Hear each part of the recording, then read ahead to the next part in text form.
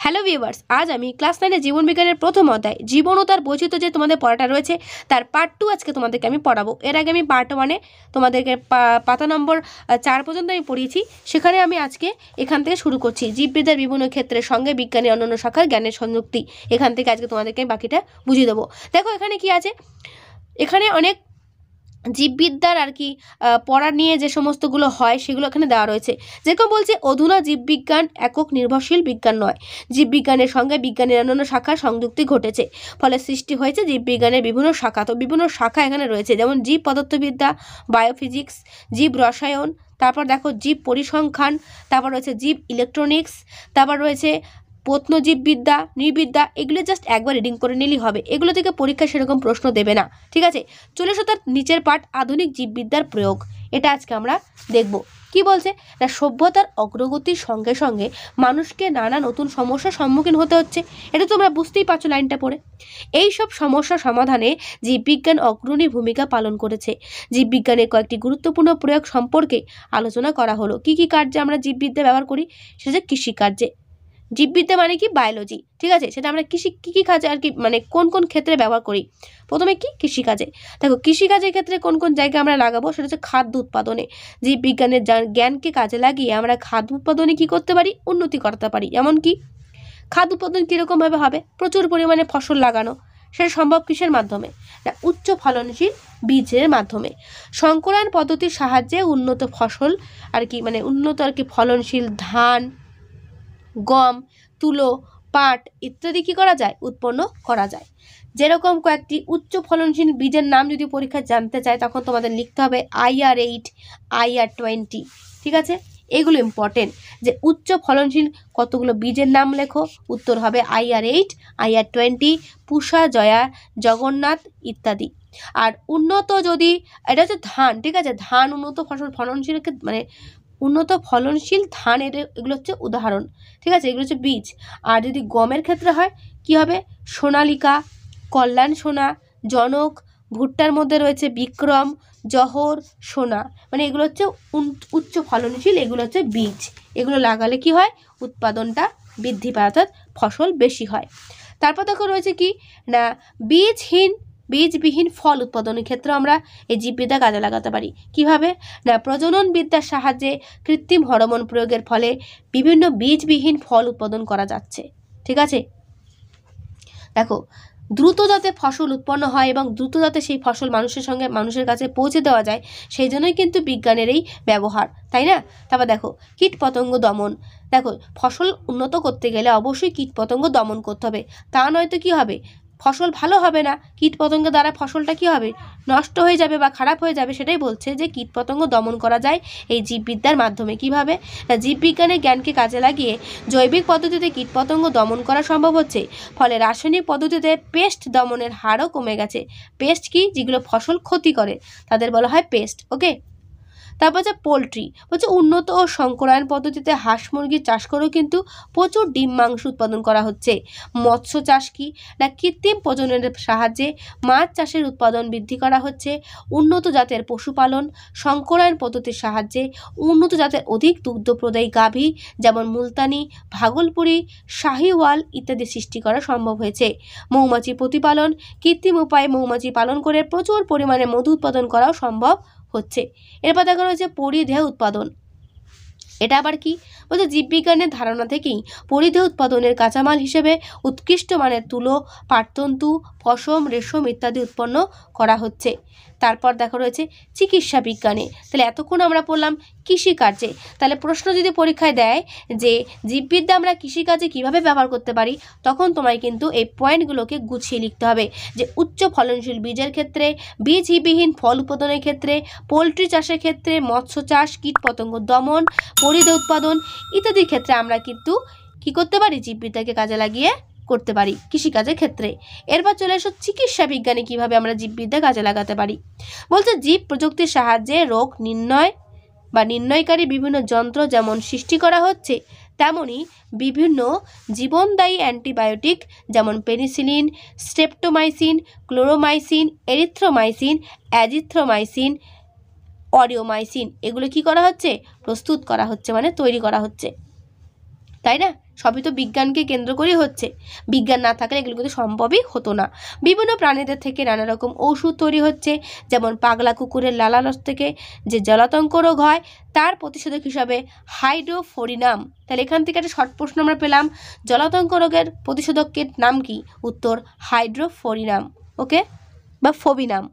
সাপের বিষ থেকে অ্যান্টিভেনম সিরাম তৈরি হচ্ছে, ল্যাকেসিস। ঠিক আছে, তাহলে সাপের বিষ থেকে কি তৈরি হচ্ছে? অ্যান্টিভেনম সিরাম, ল্যাকেসিস ইত্যাদি। বিভিন্ন ভাইরাস ও ব্যাকটেরিয়াজনিত রোগের ভ্যাকসিন বা টিকা আবিষ্কারের ফলে রোগ প্রতিরোধ করা সম্ভব হচ্ছে। বিশেষ করে দুরারোগ্য ব্যাধি, কলেরা, যেগুলো আর কি দুরারোগ্য মানে এগুলো তো মানে মারাত্মক রোগ বলতে পারো, এগুলো মানুষকে মেরে ফেলে। তো সেগুলো কি? Cholera, typhoid, diphtheria, tetanus, polio, hepatitis B, এগুলো কি করছে? এগুলো কিন্তু ভ্যাকসিন আবিষ্কার করে মানুষের জীবনকে দীর্ঘায়ু করে তুলছে, অর্থাৎ মানুষকে বাঁচিয়ে তুলছে। তাহলে বিজ্ঞান বা জীববিদ্যা যদি না থাকতো এগুলো কিন্তু কোনোটাই সম্ভব হতো না। তারপর দেখো মহাকাশ গবেষণায় কি জানা গেছে না, জীববিজ্ঞানের জ্ঞানকে কাজে লাগিয়ে মহাকাশচারীরা মহাকাশযানে একটা এককোষী শৈবাল, যার নাম হচ্ছে ক্লোরেল্লা, মনে রাখবে এটা কিন্তু পরীক্ষায় প্রশ্ন আসবে যে এককোষী শৈবাল নাম করো, তার নাম কি? ক্লোরেল্লা, যেটা কোথায় নিয়ে যাওয়া হয়? মহাকাশে নিয়ে যাওয়া হয়। কিসের জন্য? যাতে সেখানে কি পাওয়া যায়? অক্সিজেন পাওয়া যায়। সেটা কিভাবে সম্ভব? কারণ ক্লোরেল্লা একটা শৈবাল, আর শৈবাল মানে সেখানে প্রচুর কি হবে? সালোক সংশ্লেষ হবে। সালোক সংশ্লেষ যদি বেশি হয় তাহলে সেখানে কি থাকবে? অক্সিজেন থাকবে। তো কি হয় না, এই শৈবাল সালোক সংশ্লেষ চালানোর সময় মহাকাশযান থেকে CO2 শোষণ করে এবং অক্সিজেন পরিত্যাগ করে, ফলে মহাকাশযানে অক্সিজেন সরবরাহ বজায় থাকে। তাহলে এটা সম্ভব কিসের মাধ্যমে? এই জীববিজ্ঞানের জ্ঞান থেকেই কিন্তু। তাহলে জীববিজ্ঞান না থাকলে আমরা কত কিছু থেকে পিছিয়ে থাকতাম, তোমরা তো নিশ্চয়ই বুঝতে পারছো। এবার হচ্ছে অন্যান্য ভূমিকা। জীববিজ্ঞানের জ্ঞানকে কাজে লাগিয়ে সমুদ্রবিদ্যায়, তৈল সন্ধানে বা তেল সন্ধানে, বন্যা ভূমিকম্প রোধে, মানব সুপ্রজনন বিদ্যায়, শিল্পোদ্যোগে, জনস্বাস্থ্য রক্ষায়, পরজীবী তত্ত্বে, জনবিস্ফোরণ রোধে প্রভূত উন্নতি সাধন ঘটছে কিন্তু। বোঝা গেল? এরপর চলে আসো জীবনের নানা বৈচিত্র্যের শ্রেণীবিন্যাস বা ট্যাক্সোনমি। ঠিক আছে, বলছে ট্যাক্সোনমি কথার মানে হলো বিন্যাস বিধি। এটা কি? এটা হলো জীবন বিজ্ঞানের বা জীববিজ্ঞানের একটি প্রাচীনতম শাখা, যেখানে জীবের নামকরণ, শনাক্তকরণ ও গোষ্ঠীভুক্তকরণ ইত্যাদি সম্পর্কে আলোচনা করা হয়। অগাস্টিন পি দ্য কন্ডোল, নামটা মনে রাখবে, অগাস্টিন পি দ্য কন্ডোল সর্বপ্রথম এই ট্যাক্সোনমি শব্দটি ব্যবহার করেন। পরীক্ষায় প্রশ্ন আসতে পারে ট্যাক্সোনমি শব্দটির প্রথম কে ব্যবহার করেন? তার নাম অগাস্টিন পি দ্য কন্ডোল। এই ট্যাক্সোনমি শব্দটি দুটি গ্রিক শব্দ ট্যাক্সিস ও নোমোস থেকে উদ্ভূত, মনে রাখবে। ট্যাক্সিস শব্দের অর্থ হলো বিন্যাস আর নোমোস শব্দের অর্থ হলো বিধি বা নিয়ম। তাই ট্যাক্সোনমি শব্দের পুরো অর্থ হলো বিন্যাস বিধি। বুঝতে পারলে?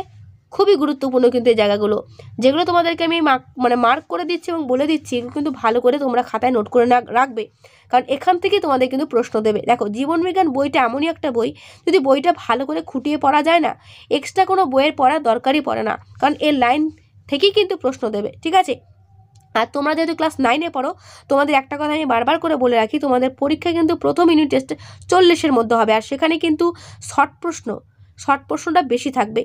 ঠিক আছে, 1 আর 2 নম্বরের প্রশ্ন বেশি থাকার জন্য তোমাদের বারবার করে বলছি, যেগুলো আমি ভালো করে বলছি সেগুলো ভালো করে তোমরা কিন্তু খাতায় নোট করে রাখবে, আর এগুলো ভালো করে পড়বে, দেখবে নম্বর ভালো পাবেই এবং কমনও ভালো পাবে। বলছে এরপর যা আছে সেতুটা একবার রিডিং করে নেবে। এবার চলো ডিরেক্টলি ট্যাক্সোনমির সংজ্ঞাটা চলে আসো, এটা জাস্ট একবার রিডিং করে নিও। ঠিক আছে, এক একজন এক একটা মতবাদ দিয়েছিল।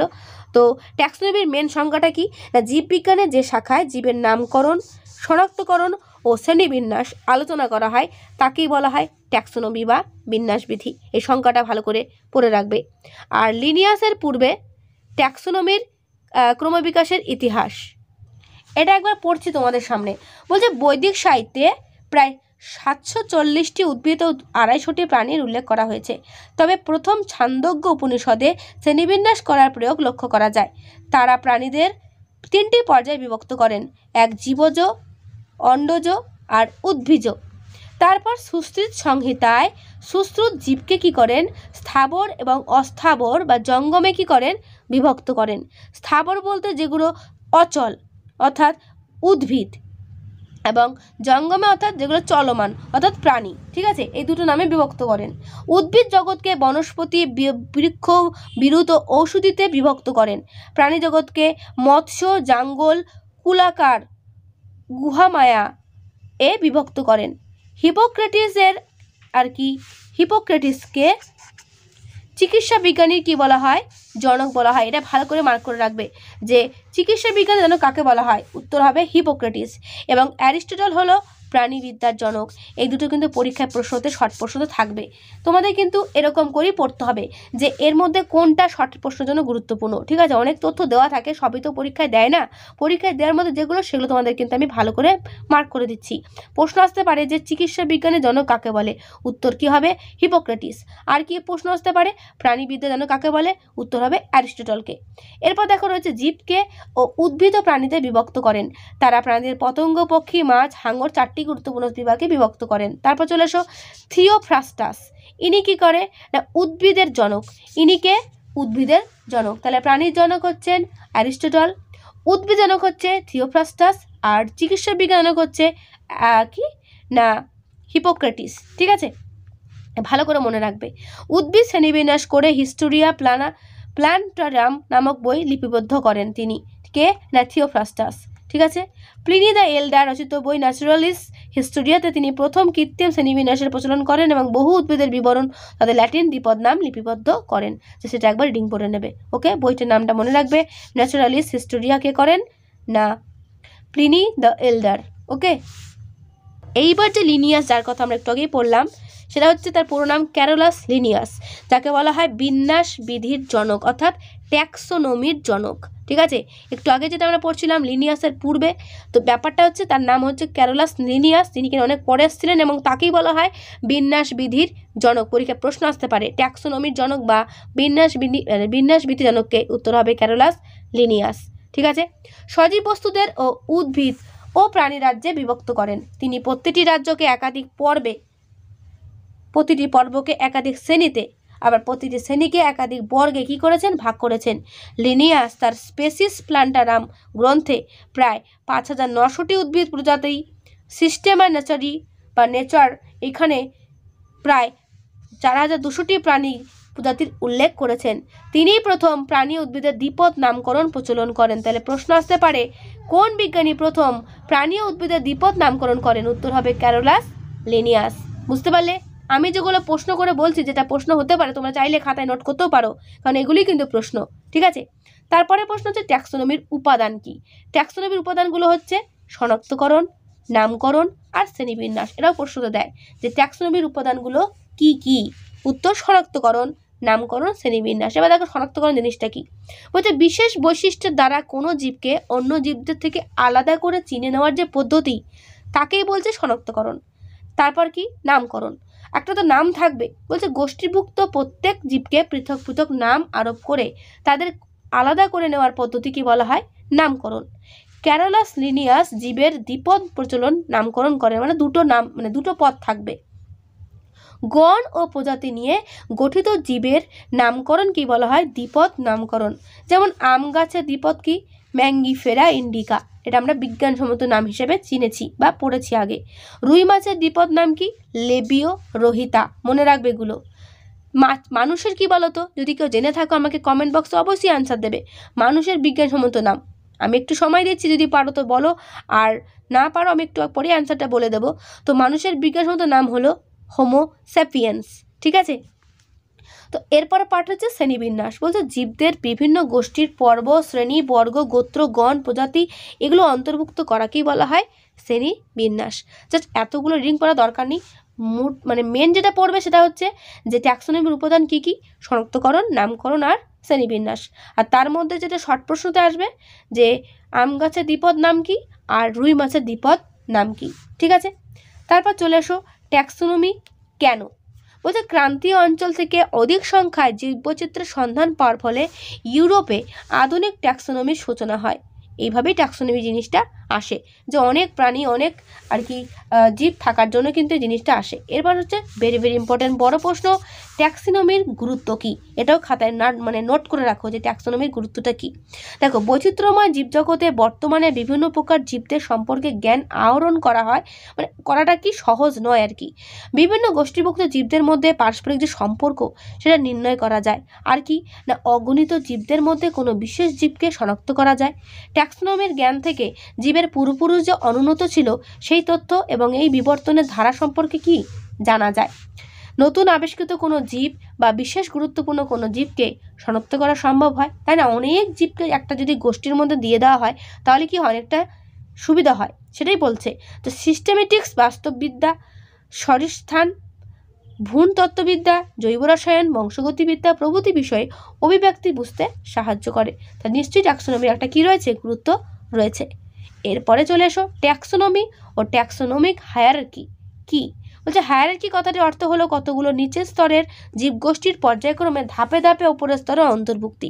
তো বিভিন্ন এককের সাহায্যে জীবের নিম্ন স্তর থেকে সর্বোচ্চ স্তরে অন্তর্ভুক্ত করাকেই বলা হয় হায়ারার্কি। তো ক্যারোলাস লিনিয়াস তার সিস্টেম আর ন্যাচারি এই গ্রন্থে ট্যাক্সোনমি হায়ারার্কি কথাটা কি করেছিলেন, প্রকাশ করেছিলেন। তাহলে এই হায়ারার্কি কথার উদ্ভাবক হলেন ক্যারোলাস লিনিয়াস। তো এই হায়ারার্কিরাল যে শ্রেণীবিন্যাস সেটা কি, যে শ্রেণীবিন্যাসের কাঠামোতে নিচের স্তরে কয়েকটি জীবগোষ্ঠী ওপরের স্তরে একটি জীবগোষ্ঠীর অন্তর্ভুক্ত হয় তাকে বলা হয় হায়ারার্কিয়াল শ্রেণীবিন্যাস। বিজ্ঞানী লিনিয়াস প্রথম এই পদ্ধতি প্রবর্তন করেন বলে একে লিনিয়াল হায়ারার্কি বলা হয়। তো এখান থেকে কিন্তু তোমাদের প্রশ্ন আসতে পারে যে হায়ারার্কি লিনিয়াল কেন ওনাকে বলা হয়, বা হায়ারার্কিয়াল শ্রেণীবিন্যাস বলতে কি বোঝো। এই হায়ারার্কি উল্লেখ্য বৈশিষ্ট্য কি না, এতে 7টি ধাপ ছিল। বৈশিষ্ট্যগুলো মনে রাখবে। একটি এককে ধাপ হিসেবে ব্যবহার করা হয়েছে। রাজ্য সবার ওপরে এবং প্রজাতি সবার নিচের ধাপে থাকে। বোঝা গেল হায়ারার্কির বৈশিষ্ট্য কি। লিনিয়াস প্রবর্তিত হায়ারার্কিতে মোট 7টি ধাপ যেভাবে রয়েছে সেটা হলো এই: রাজ্য, পর্ব, শ্রেণী, বর্গ, গোত্র, গণ, প্রজাতি, টিপল, স্টার। এটা কিন্তু ভালো করে মনে রাখবে। হায়ারার্কির যে 7টি ধাপ সেটি কি, যদি মনে না থাকে তোমাদের একটা কথা বলি, সেটা হচ্ছে একটা ছড়া মনে রাখবে। রা, প, শ্রে, ব, গো, গ, প্র। যদি মনে রাখো এই প্রথম অক্ষরগুলো দিয়ে একটা কবিতা বানিয়ে ফেলো বা একটা নাম বানিয়ে ফেলো, সেই নামটা মনে রাখবে, তাহলে তো পরপর মনে থাকবে প্রত্যেকেরই, আশা রাখছি। ঠিক আছে। তো তারপরে দেখো আম গাছের হায়ারার্কি এবং মানুষের হায়ারার্কি যেটা রয়েছে সেটা কিন্তু একটু ডিটেলস একটু আলাদা আছে। দেখো আম গাছের রাজ্য, তারপর বিভাগ, মানুষের ক্ষেত্রে রাজ্য তারপর পর্ব চলে এসছে। ঠিক আছে, এই জিনিসটা কিন্তু একটু মাথায় রাখবে যে আম গাছের ক্ষেত্রে রাজ্যের পর বিভাগ আর মানুষের ক্ষেত্রে রাজ্যের পর পর্ব। ওকে, তারপর চলে এসো দ্বিপদ নামকরণ। দ্বিপদ নামকরণটা ভালো করে পড়বে। দুটি পদ নিয়ে যে নামকরণ তাকে বলা হচ্ছে দ্বিপদ নামকরণ। দুটি পদের একটি হলো গণ আর অপরটা হলো প্রজাতি। বলছে উদাহরণস্বরূপ মটর গাছের দ্বিপদ হলো পিসাম, স্যাটিভাম। ঠিক আছে, এক্ষেত্রে পিসাম হলো গণ, স্যাটিভাম হলো প্রজাতি। বিজ্ঞানী ক্যারোলাস লিনিয়াস সর্বপ্রথম জীবের দ্বিপদ নামকরণ প্রবর্তন করেন। এটা আগের পাতা তো পেয়েছি, আবারও পেলাম। তাহলে এই প্রশ্নটা কিন্তু খুবই গুরুত্বপূর্ণ যে দ্বিপদ নামকরণের প্রবক্তাকে, উত্তর হবে ক্যারোলাস লিনিয়াস। চলেছে তার পরের পাতা দেখো, কয়েকটি পরিচিত উদ্ভিদ ও প্রাণীর বিজ্ঞানসম্মত নাম এখানে দেওয়া রয়েছে, তোমরা ভালো করে মনে রাখবে। জবাটার, হিবিস্কাস, রোজা সাইনেন্সিস। ধানের মনে রাখবে ওরাইজা সাটিভা। ঠিক আছে, আর এক্ষেত্রে বাঘের মনে রাখবে প্যান্থেরা টাইগ্রিস। আর কি গিনিপিগের মনে রাখবে ক্যাভিয়া পোর্সেলাস। ঠিক আছে, এগুলো মনে রাখলেই হবে। তারপর চলে আসো জীবের 5টি রাজ্য। তো এই জীবের 5টি রাজ্য সম্পর্কে আমরা নেক্সট ভিডিওতে পড়বো। আজকের এই ভিডিওতে আমি এই পর্যন্তই পড়া শেষ করছি। এই পর্যন্ত যেগুলো আমি ভালো করে জোর দিয়ে পড়তে বললাম সেগুলো খাতায় নোট করে রাখবে। আর ভিডিওটা তাহলে কেমন লাগলো অবশ্যই আমায় কমেন্টে জানাবে। ভালো লাগলে এটা লাইক ও বন্ধুদেরকে শেয়ার করতে ভুলবে না। আর যদি কোনো প্রশ্ন থাকে সেটাও আমাকে কমেন্টে জানাবে। তো আজকের ভিডিওটা আমি এখানে শেষ করছি। দেখা হবে নেক্সট ভিডিওতে। ভালো থেকো সবাই, আর অবশ্যই ভালো করে পড়ো।